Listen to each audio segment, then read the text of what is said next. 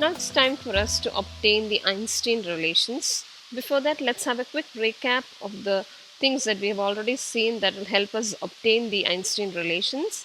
The three processes that we have seen are the stimulated absorption, spontaneous emission, and stimulated emission, with stimulated absorption being an atom in the lower energy level going up by absorbing a particular photon. Then spontaneous emission is a spontaneous coming back of the upper excited atoms to the lower energy level with the release of photons. And stimulated emission will be a more controllable manner of emission in which the upper excited atom come back to the lower energy level with the release of additional photons.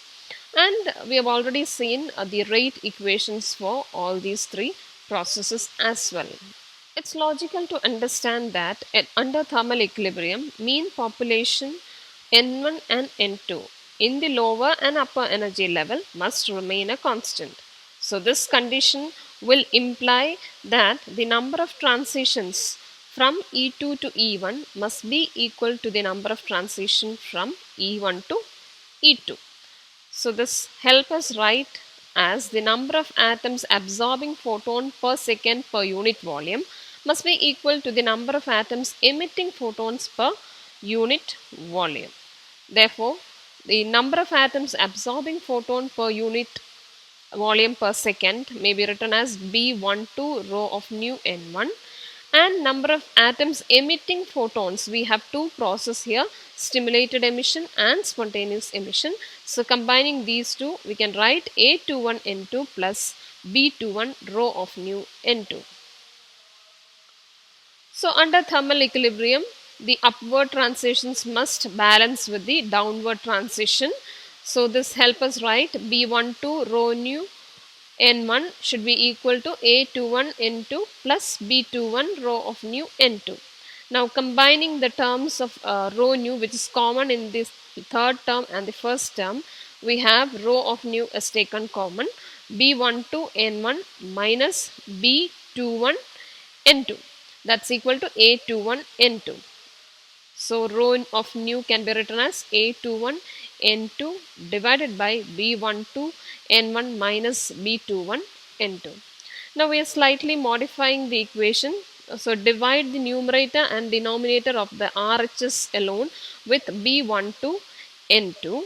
So we get the relation as rho of nu is equal to A21 by B12 divided by N1 by N2 minus B21 by B12. Now we already know the Boltzmann law, which says that N2 by N1, that relative population between any two states, is given by e raised to minus of E2 minus E1 by KT. But here E2 minus E1 is h nu, where nu is the frequency of the radiation. So N2 by N1 can be written as e raised to minus h nu by KT, or inversing the same, N1 by N2 can be written as e raised to plus h nu by KT.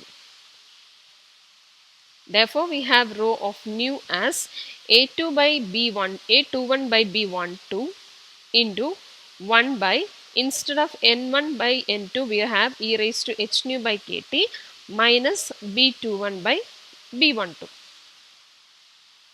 Now to maintain the thermal equilibrium, the system must release in the form energy in the form of electromagnetic radiation, and this radiation must be identical with the black body radiation, and that will be consistent with the Planck radiation law, which explains the black body spectrum for any value of temperature. So according to Planck radiation law, rho of nu is equal to 8 pi h nu cube by c cube into 1 by e raised to h nu by kt minus 1. So equation 10 and 11, they represent the same thing. Hence we may compare equation 10 and 11 and get A21 by B12 as 8 pi h nu cube by c cube, and B21 by B12, that's equal to 1, which imply B12 is equal to B21. So equation 11a and 11b, They are actually known as Einstein relations. A21 and B12 as well as B21, they are Einstein relations or Einstein coefficients, and we have obtained the relation between these coefficients.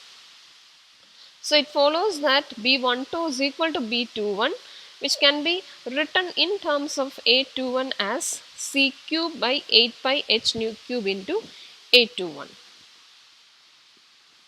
Now let's see what are the implications of the Einstein's relations. Equation 11b says that when an atom with only two energy levels are placed in the radiation field, the probability for an upward transition is equal to the probability for a downward transition, because we have obtained B12 equal to B21, that imply the probability for an upward transition, that is B12, is equal to probability for a downward transition B21. Now we can also see that the ratio of coefficient of spontaneous versus stimulated emission is proportional to nu cube here. That means laser action will be difficult with a high frequency radiation. That is why it is difficult to achieve laser action with X-rays. So that is about the relation, Einstein relation, that is a relation connecting the Einstein coefficients and their implications. Thank you.